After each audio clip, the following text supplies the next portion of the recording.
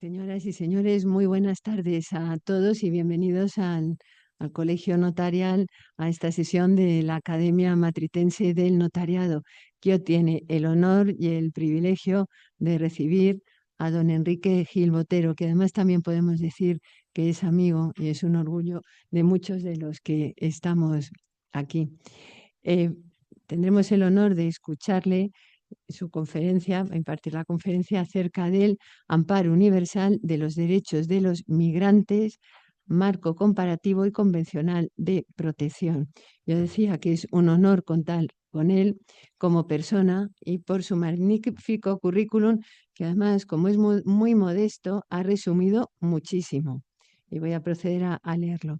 El doctor Enrique Gil Botero, actual secretario general del Organismo Internacional Conferencia de Ministros de Justicia de los Países Iberoamericanos, CONJIP, es un reconocido jurista de origen colombiano que se ha desempeñado como ministro de Justicia y de Derecho, magistrado y presidente del Consejo de Estado de Colombia y miembro de la Comisión Interamericana de Derechos Humanos. Ha desarrollado igualmente una labor docente universitaria en el ámbito nacional e internacional y es autor de numerosas obras y escritos de orden jurídico, tales como Responsabilidad extracontractual del Estado, octava edición internacional, 2014, Control de convencionalidad en Colombia, tercera edición, 2024, La constitucionalización del derecho de daños, nuevo sistema de daños en la responsabilidad extracontractual del Estado, 2014, La responsabilidad médica derivada de los actos administrativos en el sector salud, La responsabilidad patrimonial del servidor público, 2016, entre otros, hay muchos más.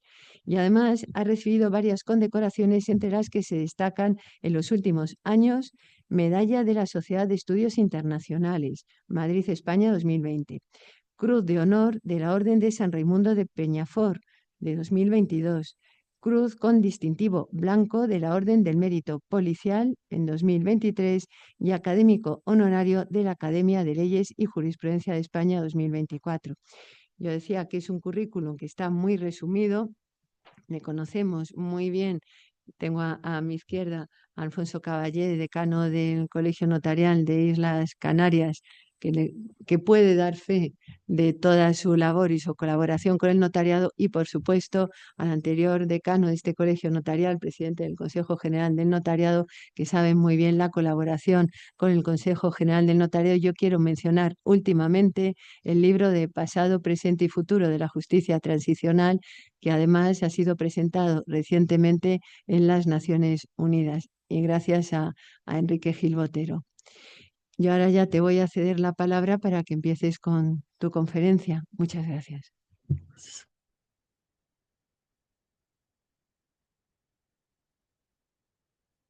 Buenas noches a todos y a todos, a la presidenta del Notariado Español, a los señores decanos, a los honorables notarios, e igualmente a todos amigos y amigas y a los asistentes. No sé en qué momento decidí aceptarle a la presidenta en este maravilloso coloquio o círculo académico que tiene el Notariado de Madrid, la propuesta para hablar de un tema tan espinoso como es la situación de los migrantes. ¿En qué medida? En la medida en que frente al tema de la movilidad humana hay una justa posición de posiciones diametralmente opuestas, cargadas no de racionalidad y razonabilidad, sino de visceralidad. Vemos cómo frente al tema de la migración y de la movilidad humana se ponen de presente extremos que se usan desde el punto de vista político de manera conveniente, pero de manera tóxica, para presentar una realidad, y ello ha generado una situación de caos dentro de la ciudadanía y de manera especial dentro de los estudiosos, porque se cree que no hay sino dos posiciones: se está contra los migrantes o se está a favor de los migrantes. Las dos posiciones están equivocadas. Veamos aspectos que son hechos o aspectos que son reales y que no corresponden a valoraciones a priorísticas depreciativas de esta situación, que es una situación además conmovedora. La migración permitió al Homo sapiens poblar el mundo. Ese es un hecho. La migración salvó de la extinción de la humanidad precisamente cuando se dieron las hambrunas y las sequías. La migración permitió que hace 45.000 años los primeros humanos modernos que emigraron desde Etiopía y desde el Gran Valle del Rift hacia Asia, hacia Europa y hacia América, eso fue lo que permitió que la movilidad de los seres humanos y de los primeros humanos modernos llevaran en su ADN la movilidad. En la medida en que el ser humano no está condenado a un estatismo, sino está siempre en constante movimiento. Sin lugar a dudas, dentro de este concepto de movilidad humana y de migración, llegaremos a las estrellas próximamente y es necesario porque el mundo ya es pequeño para 8.000 millones de habitantes. Dicho de otra manera, es connatural a la esencia de los primeros humanos modernos y de los humanos actuales el movimiento, el migrar, partiendo del concepto que el movimiento o la migración no se refiere únicamente a los aspectos peyorativos que a diario vemos en los medios informativos. Migrante es todo aquel que de una u otra manera cruza una frontera. Y dentro de ese aspecto dinámico del ADN de la movilidad del ser humano, encontramos los refugiados, las situaciones de apatridia, los desplazamientos internos. O sea, todo es movimiento, todo es desplazamiento. Y vemos que hoy estamos alarmados porque se habla en los periódicos de una invasión africana. Se habla desde una perspectiva xenofóbica de que hay enjambres de migrantes de una manera depreciativa. Pero cuán equivocados estamos. Entre 1850 y 1930 es la época en la historia de toda la humanidad donde se dio la más grande e intenso fenómeno migratorio de la humanidad. Alrededor de 500.000 de europeos migraban de 1850 a 1930 cada año a Norteamérica. Esa cifra se aumentó a 1 millón de europeos que emigraban a comienzos del siglo XX a América. Inclusive hubo años donde 3 millones cruzaban anualmente hacia América. Entre 1860 y 1960 y 1920, la mayoría de los 30 millones de migrantes que llegaron a Estados Unidos provenían de países menos industrializados, que eran Escandinavia, Irlanda, Italia, España y Europa del Este. Entonces, esos son hechos objetivos que están documentados en la historia con cifras y con registros. Esa es la época en toda la historia de la humanidad donde el fenómeno de movilidad humana ha sido más intenso. Y una cosa sorprendente, que también es un hecho, hasta antes de 1914, la tierra era de todos. No había permisos ni visados entre los países. Stefan Zweig, en un maravilloso libro que se llama El mundo del ayer, cuenta cómo él iba a India, cómo iba a América sin visado, sin pasaporte, porque no se requería. Entonces, lo que ha pasado es que el conflicto mundial, la Primera Guerra de 1914, dejó atrás los días en que los individuos y no los estados podían decidir dónde vivir y dónde trabajar. Es importante saber que los pasaportes y los visados empezaron a usarse solo en 1917 por Francia, que exigió a los extranjeros que entraban un documento de identificación donde hubiese una fotografía, indicara la nacionalidad y la profesión. Posteriormente, Gran Bretaña hizo lo mismo, pero en ese entonces, e igualmente Alemania, pero antes no existían ni los pasaportes ni los visados. Se creó una distinción, los de dentro y los de fuera. Hasta antes el mundo era para todos.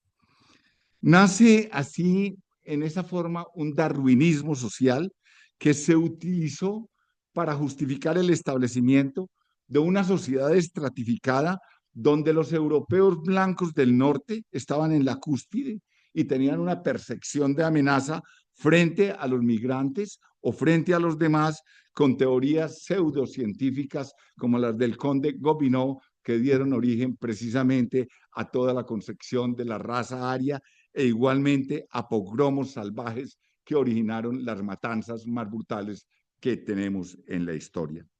Pero sea ello lo que fuere, migrante hoy día es cualquier persona que cruce una frontera internacional.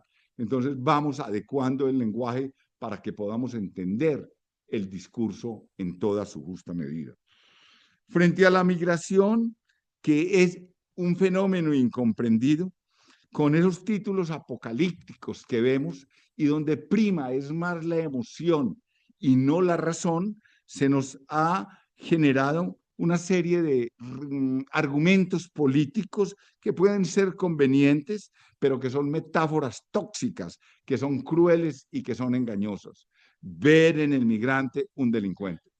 Vemos que sin lugar a dudas ello corresponde a una esquizofrenia social. Aquí hay dos ilustres médicos, amigos míos, y que saben mejor que nadie que precisamente la esencia de la esquizofrenia es una ruptura entre el mundo interior y la realidad y el mundo exterior. Entonces, en esa esquizofrenia social es que nos han atrapado con este tipo de situaciones.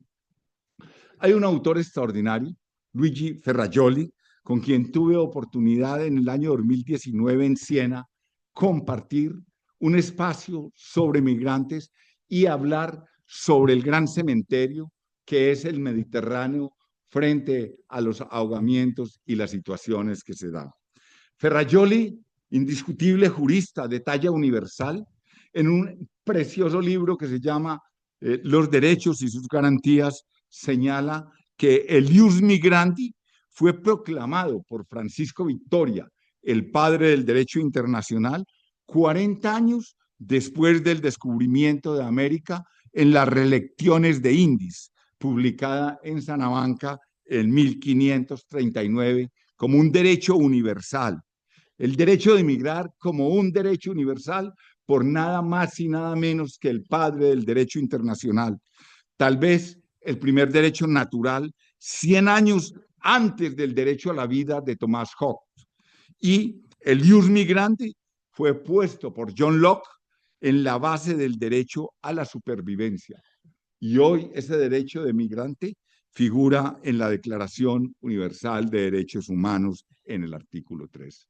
O sea, el derecho a la migración en el contexto del derecho internacional está consagrado. Pero desafortunadamente una cosa es el derecho en la vida y otra cosa es el derecho en el papel.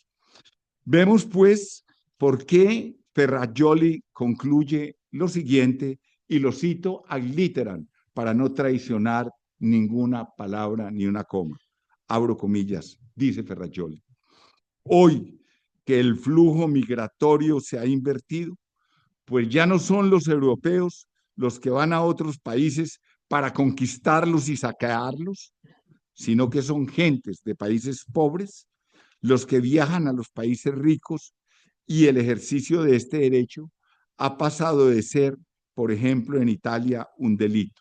El resultado es una terrible catástrofe humanitaria. Las democracias occidentales deberían como poco pagar los efectos del colonialismo. Esto tan radical lo dice Ferrajoli que es importante porque al menos para ponernos a pensar dentro. El mundo está de otro lado quienes predican un mundo absoluto sin fronteras, lo cual también es una utopía por el momento. Es otra forma de desconocer la realidad, otra forma de esquizofrenia. Sin embargo, hasta comienzos del siglo XX esa era la norma. No habían pasaportes, no habían visados. Esta propuesta o esta situación se está moviendo en el mundo actual entre dos extremos y esta es la balanza. De un lado, una ideología liberal de izquierda que dice que hay que abrir las fronteras bajo una concepción absoluta de solidaridad. Y de otro lado, una ideología populista anti-inmigración que dice que cada uno se salve y que cada uno vea cómo soluciona sus problemas. O sea, son dos posturas que realmente están generando una justa posición donde realmente los ciudadanos del común, por falta de elementos suasorios, ven una situación aporética o problemática y por instinto, de acuerdo al discurso político, se van para allá o se vienen para acá. Vemos, sin embargo, que la perspectiva de un mundo sin fronteras, aunque hoy es utopía por el momento, ya se han empezado a dar ejemplos muy importantes que obedecen y anclan el pensamiento kantiano de una ciudadanía universal. Vemos cómo la Unión Europea y el espacio Schengen son los mayores experimentos modernos de migración sin trabas. Esto ha permitido que más de 400 millones de personas puedan trabajar, puedan estudiar y vivir sin obstáculos en más de 30 países, los 27 miembros de la Unión Europea, Islandia, Liechtenstein, Noruega y Suiza.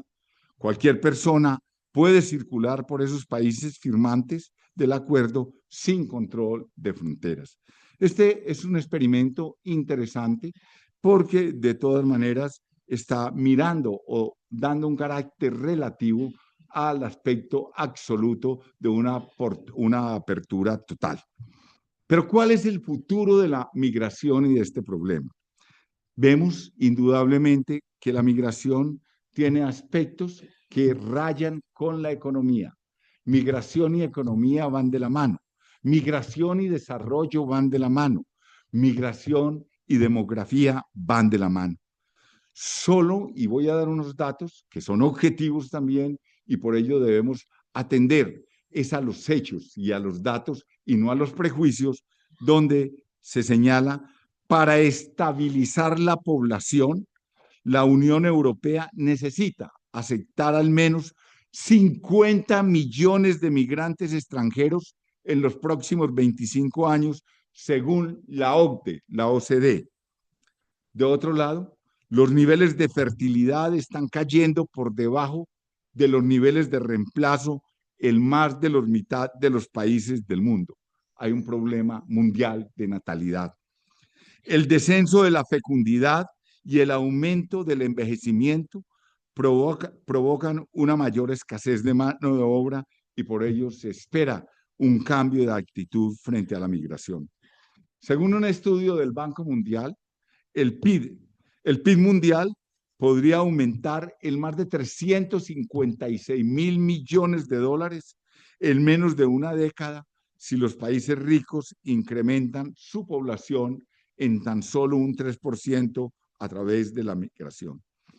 Se requiere, para darle una perspectiva objetiva de solución y no de conflicto permanente como la que vivimos y de tensiones, un acuerdo internacional defendido por el derecho internacional, contenido mediante acuerdos bilaterales o regionales, como los que existen en la Unión Europea y en África Occidental, esto ante la inoperancia de Naciones Unidas.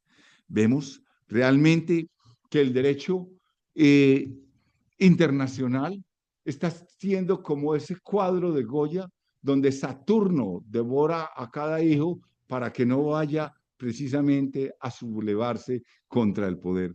Ese es el cuadro que reflejaría en un símil el papel de Naciones Unidas en una impotencia y en una abulia que obliga a un repensar del derecho internacional frente a la incapacidad de resolver problemas que responden y obedecen al mundo. En síntesis, la migración puede ser muy beneficiosa, no solo para los propios migrantes, sino también para los países que los envían y los reciben. Este es un problema muy grave. Bill Clinton, el 23 de octubre de 2008, ante Naciones Unidas, declaró en un documento: la fastidiamos. Y cuando Bill Clinton dijo que asumía también en la responsabilidad frente a una crisis global en materia de alimentación, mutatis mutandi, se puede aplicar al tema de los migrantes. Y dice Clinton: quizás la solidaridad global sea una utopía, pero si no luchamos por ella, entonces estamos realmente perdidos y merecemos estar perdidos.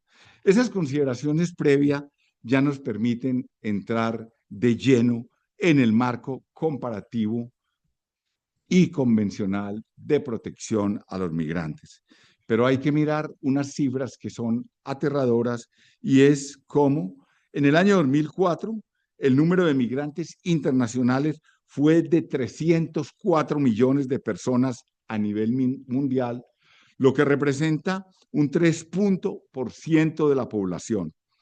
El total de migrantes internacionales en América fue de 78.7 millones. Es así como el 25.89 de migrantes internacionales a nivel mundial se dio en América, mientras que en Europa fue de 94.1 millones. Esto es el 30.95. La mayor parte, y esto es importante, de los titulares y de la atención internacional con relación a las crisis de migrantes que tenemos hoy se están dando en razón de las guerras que sufrimos, también como causas de migración. Por eso el libro al que hacía referencia la presidenta del notariado y que llevamos a Naciones Unidas en un sueño o en una utopía conjunta de la CONGID y del notariado, de aclimatar la paz o de contribuir y dar paulo al menos a una reflexión, como lo estamos haciendo en este momento, enviándoles ese texto a todos los países del mundo que están en conflictos, en guerra. No queremos ser redentores, simplemente queremos poner una voz, o sea, que no seamos testigos inermes y mudos frente a un mundo que se está consumiendo en las guerras. Vemos que la situación que se está dando en Rusia y en Ucrania, en Israel y en Palestina, está generando una oleada de migrantes impresionantes. Igualmente, lo que se está dando en el Mediterráneo, en Islas Canarias, estos últimos casos obedecen generalmente a factores endógenos como la pobreza en los africanos. Hay aspectos que son emblemáticos y deben marcar la conciencia de cualquier hombre que tenga siquiera un céntimo de sensibilidad. Y es el espectáculo del pequeño niño sirio Alan Kurdi en el 2015, cuando su cuerpo yace inerte en una playa de Turquía, mientras sus padres lloran, su madre y su hermano mayor. La imagen de ese cuerpo de un niño, un infante, recorrió al mundo e impactó al mundo. Otra imagen conmovedora que conmocionó al planeta es las personas aferradas al fuselaje de un avión militar en el aeropuerto de Kabul en un desesperado intento de huir de Afganistán tras el regreso de los talibanes. Algunos de estos migrantes cayeron desde el aire cuando la aeronave despegó en una escena que simbolizó el desamparo de miles de afganos que buscaban refugio. En febrero del 2024, una embarcación con decenas de migrantes naufragó frente a las costas de Lampedusa, Italia. Entre las víctimas se encontraban niñas y familias y las imágenes de racimos de cuerpos flotando en las aguas del mar fue realmente conmovedora. Los sobrevivientes llorando. Un ejemplo más reciente y de creciente preocupación en España y en Europa es la crisis migratoria de Islas Canarias, que en el año 2025 ha alcanzado cifras y niveles sin precedentes. En lo que va de este año, más de 46.000 personas han llegado al archipiélago, evidenciando un aumento significativo. Esta semana un cayuco naufragó y hay varias madres y varios niños muertos. Es cosa de esta semana y es el trasegar de día a día. Las actuales guerras en el mundo, entre ellas la situación del pueblo ucraniano que ha dejado más de 14 millones de migrantes, la situación igualmente en Palestina. Vemos que hay una situación muy grave.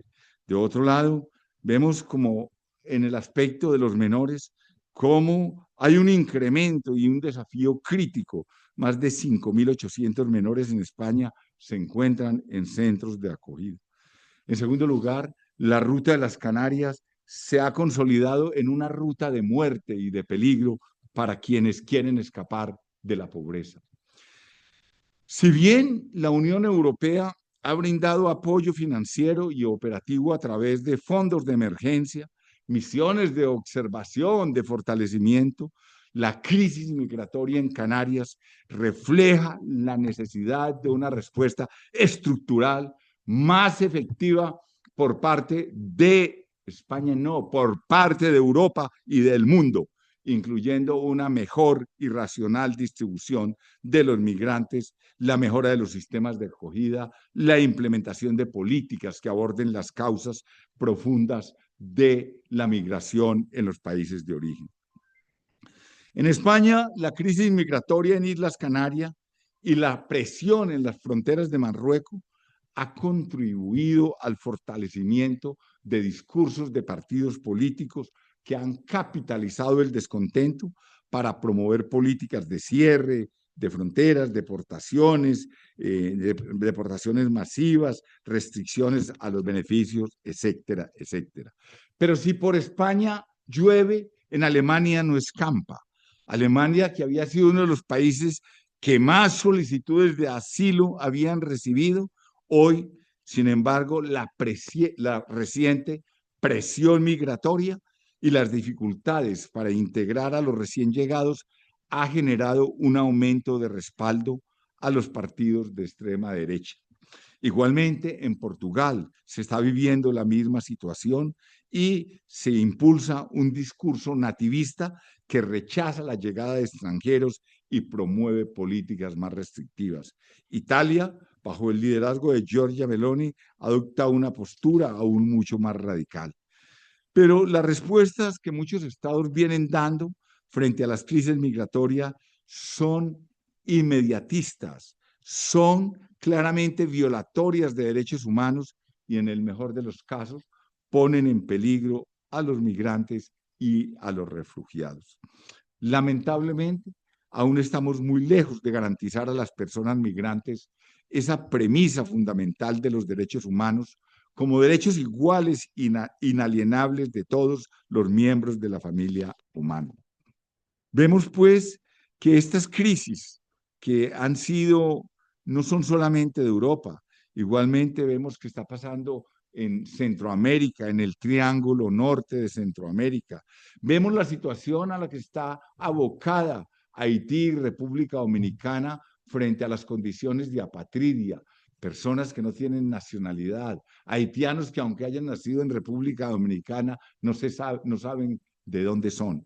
Vemos igualmente la crisis en Guatemala, Honduras, en México, o sea que el fenómeno migratorio está desbordando una serie de situaciones y está poniendo en la balanza posturas que pueden estar bien intencionadas, pero que preocupan, como las de Salvador, donde Nayib Bukele, en un régimen de excepción que ha generado un apoyo popular bastante considerable, sin embargo, hay preocupación por violación de derechos humanos y vemos que en esos extremos es que nos estamos moviendo y son preocupantes. Otro aspecto que tiene que ver bien interesante en materia de movilidad es el desplazamiento interno. Si hablamos de migrantes en el sentido de las fronteras, también hay una serie de movimientos dentro de algunos países por razones de violencia, por razones de pobreza, etcétera, como en Colombia, que es el país que más desplazamiento interno tiene en el mundo, más de 8 millones, inclusive superando a Siria. Estas cifras son de todas maneras estremecedoras y vemos que las causas realmente de la migración son de orden climático, de orden compulsivo como la violencia, la pobreza extrema, en fin, una serie de situaciones que vienen generando que las personas busquen escapar a una realidad poniendo en riesgo su vida y su integridad. Todo lo cual constituye una humillación a la civilidad, a la historia, al progreso y a la dignidad del ser humano. Hoy día los migrantes son vistos como un problema y una amenaza por los países receptoras, lo cual los hace blanco de estigmas, de estereotipos y de prácticas xenófobas. Es decir, que además de la condición de desarraigo a la que se enfrentan los migrantes por las causas de sus países, van a terminar en una condición donde su dignidad se ve menoscabada. Vemos de esta manera en los migrantes una suerte de invasores, como dice la socióloga holandesa Sascha Sassen, que las migraciones, sin embargo, no son simplemente un flujo indiscriminado de la pobreza. Vemos que vamos encontrando una serie de situaciones que nos permiten crear una disyuntiva para la cual los estados realmente tenemos que entender que tienen unas obligaciones y unos deberes en virtud de la soberanía que tienen, pero también hay unos derechos universales y unos derechos de los migrantes. Esto lleva a una tensión entre la soberanía del Estado para recibir y para expulsar a las personas, y esa disyuntiva no se avisora una solución tangible en un futuro cercano. Hay un aspecto bien interesante porque los estados, en el ejercicio de su facultad de fijar políticas migratorias, tienen derecho a establecer mecanismos de control e ingreso. No más faltaba. Los estados no tienen una posición eminentemente pasiva y receptora. Los estados tienen, en razón de normatividad y de la razón de ser de su existencia, obligaciones y deberes consigo mismo, y allí tienen mecanismos, y lo vamos a ver un poco más adelante. Sin embargo, como señala Slavoj Žižek en su obra La nueva lucha de clases, los refugiados y el terror, dice: ¿qué hacer entonces con los cientos de miles de personas desesperadas que aguardan en el norte de África o en las costas de Siria, que huyen de la guerra y el hambre e intentan cruzar el mar y encontrar refugio en Europa? ¿Qué hacer? Nos encontramos aquí con dos respuestas principales que representan a las dos versiones del chantaje ideológico, cuyo objetivo es conseguir que nosotros, los destinatarios, nos sintamos irremisiblemente culpables. De un lado están los liberales de izquierda, que expresan su indignación ante el hecho de que Europa permita que miles de personas se ahoguen en el Mediterráneo.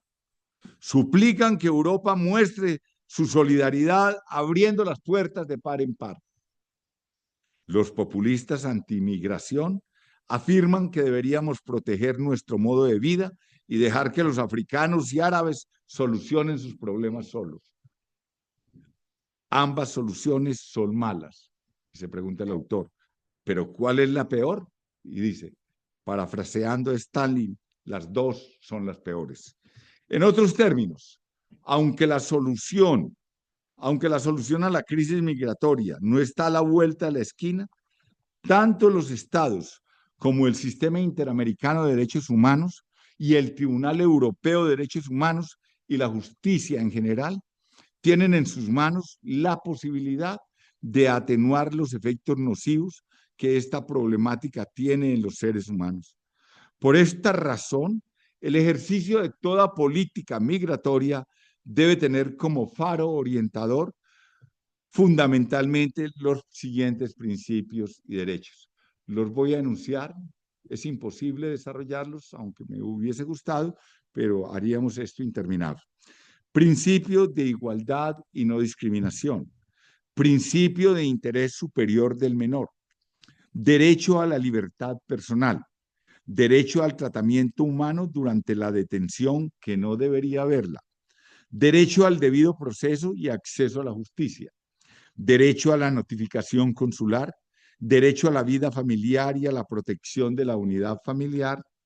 Derecho a buscar y recibir asilo.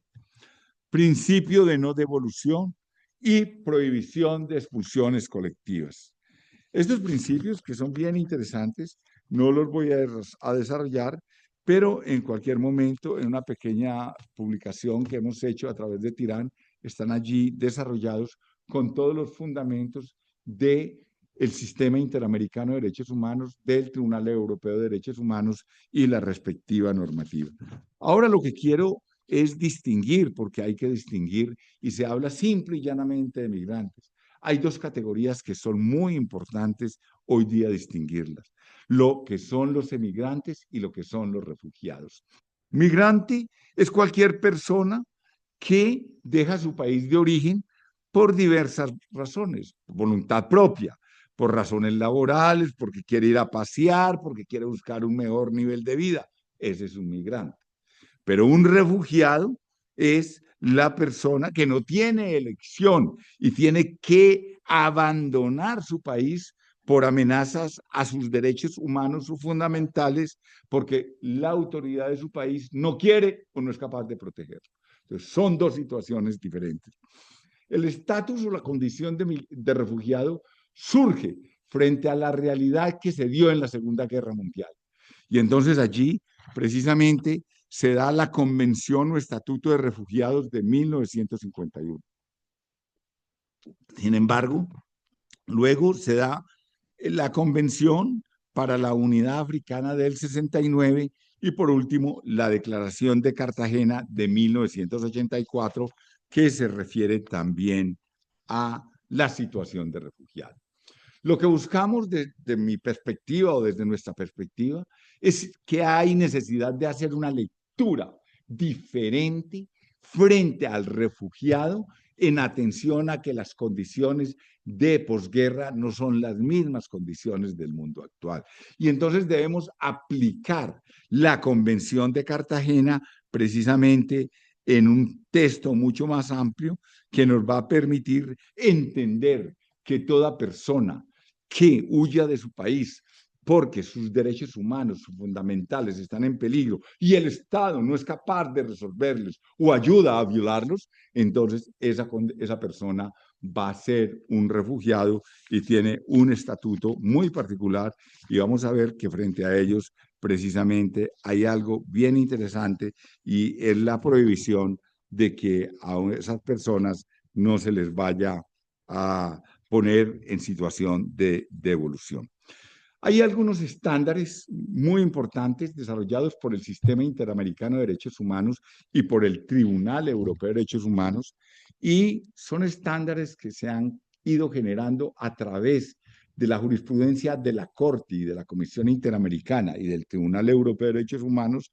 Por ejemplo, en el caso de personas dominicanas y haitianas expulsadas de manera sumaria y masiva, tuvo la oportunidad la Corte de señalar que el proceso de expulsión de un extranjero tiene que ser individual y no puede ser a los costalados o masivo. Igualmente, otro caso bien importante fue el caso Familia Pacheco versus Bolivia, donde es el primer caso donde la Corte analizó el contenido del derecho a buscar y recibir asilo y el principio de no devolución. Igualmente, un caso, Lord Panamá es bien interesante, donde se dice que por la Corte Interamericana que la detención migratoria debe estar limitada a aquellas situaciones en que sea absolutamente necesaria, porque la regla es la no privación de la libertad. Un caso interesante es el de Andrea Morlock versus Estados Unidos, donde la Corte, la Comisión Interamericana, precisamente hizo una interpretación evolutiva frente a una mujer que tenía VIH-Sida y le iban a deportar a Jamaica, y se impidió que se deportara a Jamaica porque era condenarla a pena de muerte. Y por último, un caso emblemático es un caso de contra España en el Tribunal Europeo de Derechos Humanos, donde unas personas cruzaron la valla del Melilla y se señaló que en la medida que pusieron los pies en el suelo español, fueron detenidos por la Guardia y regresados, devueltos a Marruecos. El tribunal señaló que en este caso no se podía y condenó al Estado español a una serie de perjuicios morales. En fin, nos encontramos en un momento crítico de la humanidad en lo que respecta a la protección de los derechos humanos de las personas migrantes.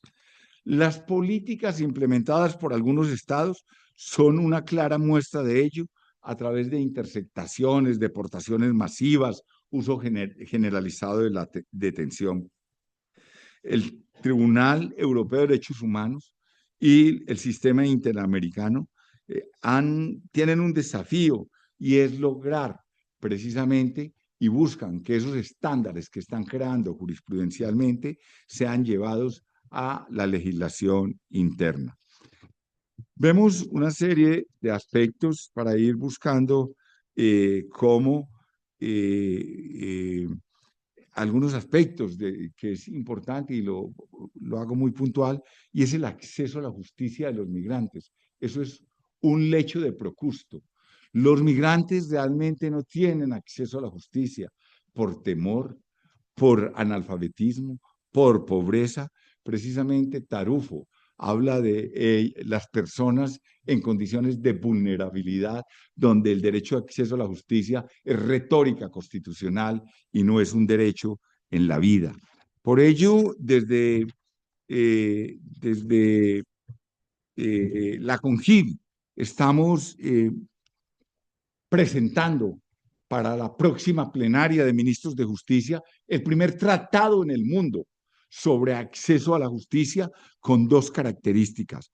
Uno es una finalidad concreta, es poder tener obligaciones concretas y específicas para los estados. No el derecho en el papel, sino el derecho en la realidad. Que los estados no consagren en la Constitución el derecho, sino que posibiliten de manera material y real el acceso y no normativo. Y otro es actualizar el contenido de las reglas de Brasilia sobre el acceso a la justicia a las personas en condiciones de vulnerabilidad. Vemos pues que esas personas pobres que no pueden acceder a la justicia, y no me puedo resistir a ello, dice precisamente Tarufo que esas personas no tienen y que es una situación. O como dice Adela Cortina, es una oprobiosa diferenciación entre inmigrantes pobres y ricos, lo que yo diría que escalado al marco del lenguaje, un poco irónico, es que los inmigrantes de África se les califica como moros si son pobres, pero si son ricos son turistas. O como diría Irene Vallejo, no tenemos, comillas, no tenemos problemas con los forasteros, sino con la pobreza. El dinero abre las fronteras mientras los desamparados llevan vidas apátridas en su tierra natal.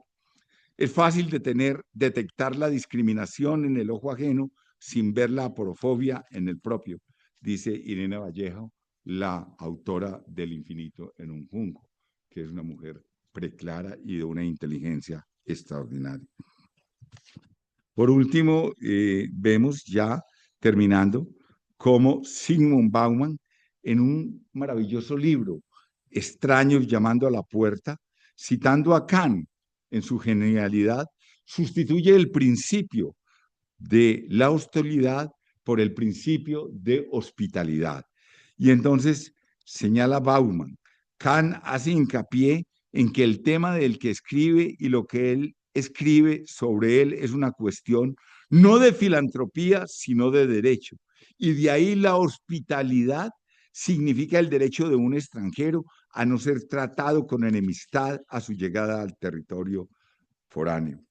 Y de su brillante pluma, Bauman concluye, la humanidad está en crisis y no hay otra manera de salir de esta crisis sino mediante la solidaridad entre todos los seres humanos.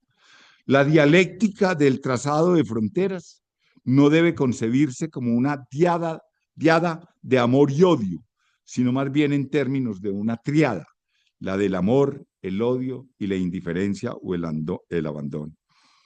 Veo una indiferencia mayúscula y monstruosa en Naciones Unidas y en términos general en los organismos internacionales y en la humanidad. ¿Por qué? Porque frente a una crisis mundial se requiere una respuesta universal. Este no es el problema de Europa, no es el problema de Centroamérica, este no es el problema de los pobres del mundo, es el problema de la humanidad. Recordemos que antes no existían las fronteras.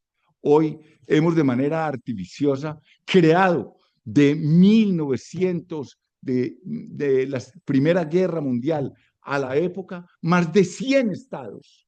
Hemos creado más de 100 estados, o sea, más de marcos conceptuales de fronteras artificiales, cuando Stefan Zweig se vanagloriaba en el mundo de ayer, señalando que iba cómodamente a América o a la India sin pasaporte, sin visado, porque el mundo era de todos. Posiblemente el mundo no volverá a ser de todos, pero sí podemos construir espacios como el maravilloso experimento que ha construido la Unión Europea y la Unión Africana en perspectiva de ampliar cada vez más. Pero la realidad es que el problema de la migración por motivos de pobreza, de clima, etcétera, está en atacar las causas y no los efectos. Sí, los países ricos, los países que por razones de su desarrollo tienen una posición de privilegio, pueden invertir, tal como hubo un plan Marshall después de la guerra, pueden invertir en los países que están necesitados, va a mermarse el estigma de la migración por razones económicas, que es lo que molesta, porque la migración, cuando es de turismo para gastar, no molesta, se abren los brazos. Entonces, esa migración que tiene unas causas, digamos, patógenas o patológicas, que son la pobreza, las guerras, si ayudamos a los países que están en esas situaciones de inferioridad y en condiciones, los países ricos destinan parte de su riqueza a ayudar a los demás como un gesto de hospitalidad, pues se cerrará inmensamente los fenómenos que hoy estamos viendo marcadamente en algunas situaciones como lo que se vive en Canarias, lo que se vive en Centroamérica, porque los que están buscando llegar a Estados Unidos y los que están llegando a Europa son, sin engaños, los más miserables, los más pobres de los pobres de África, de Europa y de Centroamérica. Entonces hay que ayudar en cuanto a las causas y no tomar precisamente posiciones de castigo y punitivas para eso. Adela Cortina sostiene la propuesta kantiana de hospitalidad es un gran avance porque destaca el derecho de visita de quien llega a otro país, lo cual implica que no se debe tratar con hostilidad y abre el camino a una comunidad universal. Entonces, ¿acaso no es una broma macabra que se limite la movilidad de las personas, el desplazamiento que tenemos en nuestro ADN y se potencialice el tránsito libre de las mercancías y de las cosas? Las cosas y las mercancías no necesitan de pasaporte, ni en cambio las personas sí. Vemos que la humanidad está en crisis y no hay otra manera de salir de esta crisis sino mediante la solidaridad entre los seres humanos como lo sostienen Bauman, como lo sostiene el Papa Francisco cuando señaló: en este mundo globalizado hemos caído en la indiferencia globalizada. Se hace también mirar, y no soy tan ingenuo para decir que los estados son testigos de manos cruzadas frente a estas situaciones. No, el Estado es garante de defender sus derechos y sus fronteras. Precisamente vemos que los estados tienen obligaciones de respetar, proteger y cumplir los derechos de todas personas, pero también los estados tienen la responsabilidad de proteger su integridad territorial, de garantizar la seguridad de sus fronteras.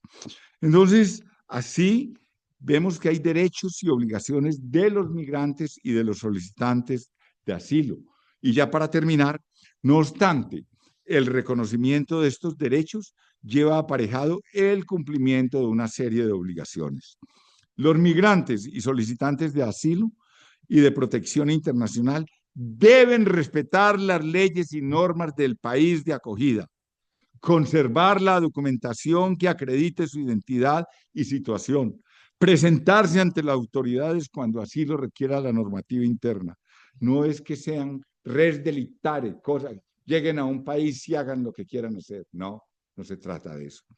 El ejercicio de sus derechos no exime del cumplimiento de las obligaciones legales como el respeto al orden público, la colaboración con las autoridades y la observancia de los procedimientos administrativos y judiciales establecidos en cada país.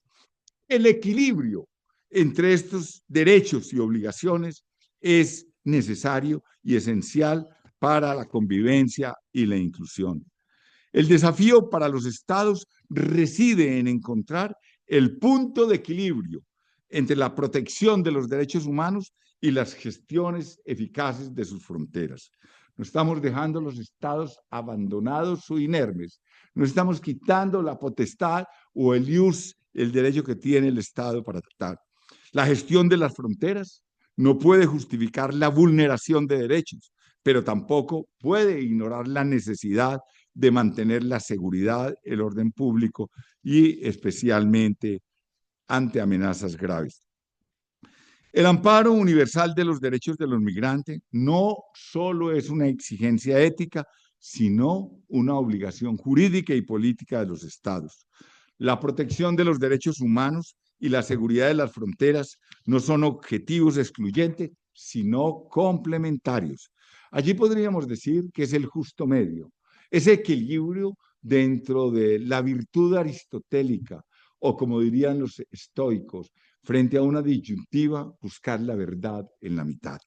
En definitiva, y así cierro, el verdadero reto de nuestro tiempo es lograr que la protección de los derechos de los migrantes y la gestión responsable de las fronteras se conviertan en dos caras de la misma moneda. La de una humanidad que, sin renunciar a la seguridad, no abdica jamás de la justicia y de la dignidad. Muchas gracias.